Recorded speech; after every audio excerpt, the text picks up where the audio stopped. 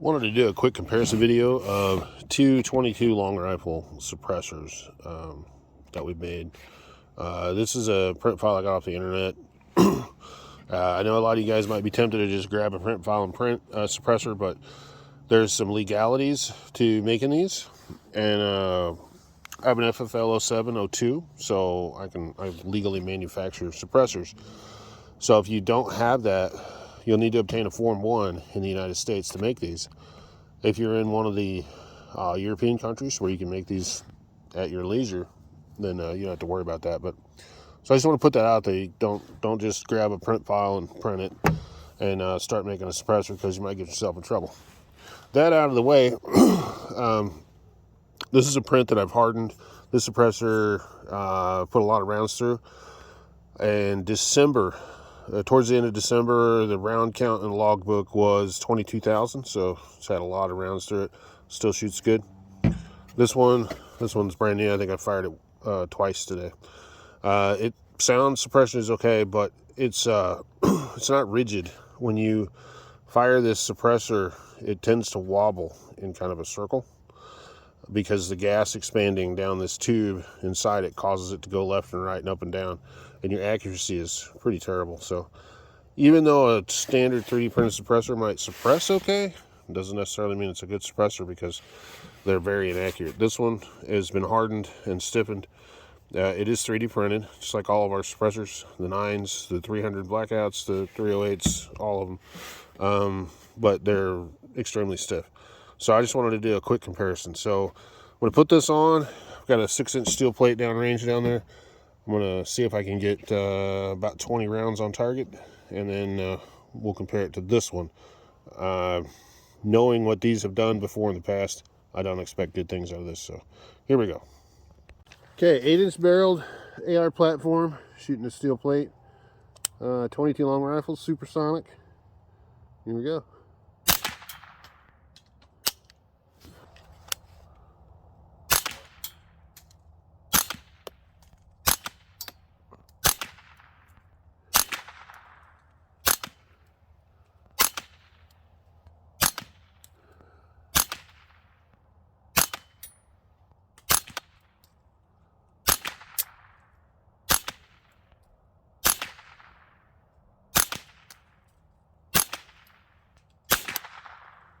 Okay, that was surprisingly terrible. Yeah, I didn't hit the plate at all this time with this one, so this one is not accurate at all. There's no baffle strikes that I can see, and no end cap strikes, so I mean, it looks good as far as the hole in there and stuff, but really inaccurate.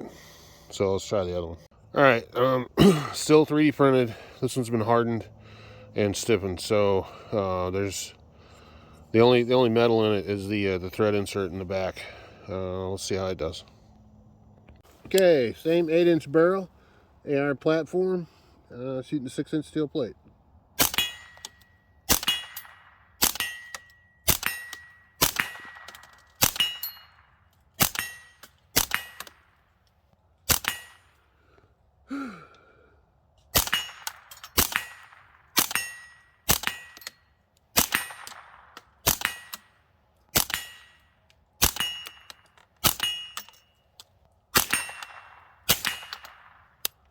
Yeah, that was a lot better. 100% hit rate. A lot of rounds to this little guy right here. This has been our base test suppressor for a long time. Just night and day difference between the two. So if you just 3D print a suppressor, it's not the thread inserts either. This is just plastic back here. This does have metal in it for the threads, but we've tried making these with threaded inserts that are just 3D printed. That still doesn't work. It's still, the suppressor body still waves, rotates, moves, and you're just not going to get good point of impact. Now, the point of impact does change when you put this suppressor on. This particular one moves it to the right about 1/4 of an inch and up. This one's just all over the place. I mean, I can't even hit a paper plate, 10-inch paper plate at 30 yards with this thing. So It's not the design of it. It's not, I'm not knocking anybody for it doing that. It's just the nature of it with it not being reinforced. Also, one thing that a real bad shortcoming of printed suppressors, let me show you this. So I'll tend to put a suppressor on, maybe walk around the woods with it or something and throw it on the four-wheeler. It's screwed in all the way. If you bang these on something, they'll break. See? It almost always snaps right off at the threads. So, doesn't take a lot. And again, that's not knocking the design or the print. That's just the way it is. So let's try this with one of the hardened ones. So you can see the print is pretty much 100% infill. And that's where they break. They usually break somewhere in this area. They don't always break up in there. They usually break right in here. So let's try one of the reinforced ones and see how that does. Okay, so now I'm not going to beat the crap out of my gun. I know how strong these are, so.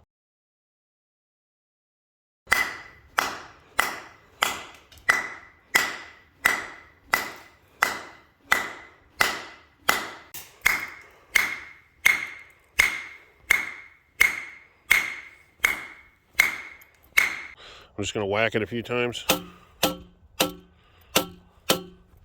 And, it doesn't have any marks on it really. There's a couple of light spots there. But hardening your print will make it work much better. So, I guess in summary, if you want a 3D printed suppressor, please do it legally. Get a Form 1, or, if you already have an SOT, if a fellow 702, then feel free. These prints will work 22 long rifle all the way up to 308. They work. I've tested them, tried them. I haven't put quite as many rounds on some of the other suppressor designs, but they work well. So it can be done. Suppressors do not have to be made out of Inconel, Stellite, stainless, carbon steel, aluminum, titanium. There are other methods, other ways to do it, and you just got to keep working at it. So keep pushing the envelope, and let's make 3D printed suppressors a common thing. But legally, got to say that. Anyway, good luck, everybody.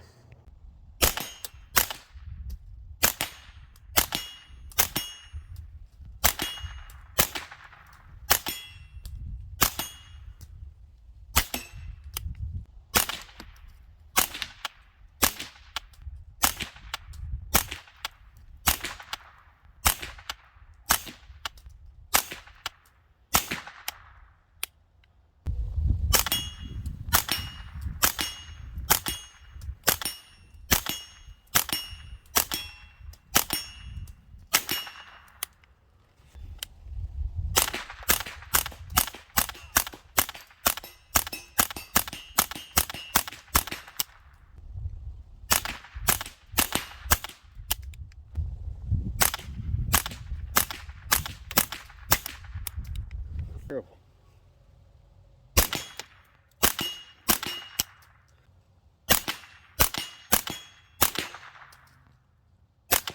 Oh, my plate fell over.